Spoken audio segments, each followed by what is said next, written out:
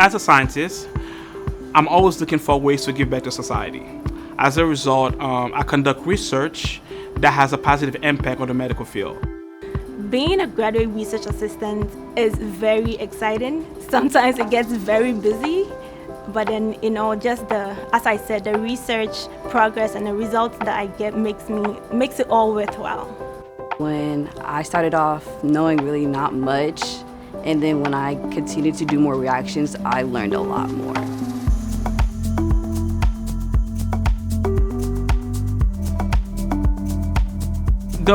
The most important part of my job, I think, of course, is actually the science, right? Because that's where the discovery comes from. You do something, then you expect a result. And also, but the best part is getting something that you do not expect. The other part is the mentorship, right? And I feel like this is actually very dear to me. Mentoring students and to prepare them for to actually go on to the next step, that gives me a lot of joy. A lot of joy. And if, for example, if I never get any results, right, which let's hope not, right, if I never get any result, I think the impact that I've made on my students is enough for me. When I decided after my undergrad, I decided to do a master's degree. I'm originally from Ghana, West Africa, so when I decided to do a master's degree, I went online, checked through KSU's website, and then I saw Dr. St. Louis's website, and when I read through and saw the experiments that he does, I literally just fell in love and I decided to do that. So in my lab, the research we focus on is the discovery and the synthesis of new fluorescent organic materials.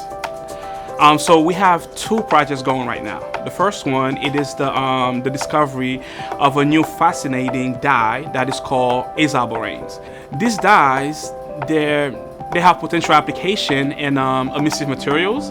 For example, something called organic light emitting diodes. So this is what is responsible for the color of your big TV screen that you have at home, right? And also for LEDs. LEDs mean light emitting diode, which is used for as energy efficient lighting, right? They also have potential application in biomedical research. For example, they can be used as a fluorescent tag or a fluorescent probe. So basically, you can actually administer a patient a drug and tag one of my molecules on it, so you can actually monitor it and look at where it is in the body. Learning new things, especially when I don't know much as a first year, and then now since I'm a first year and I got into an RU program, my first try, that's really exciting to me.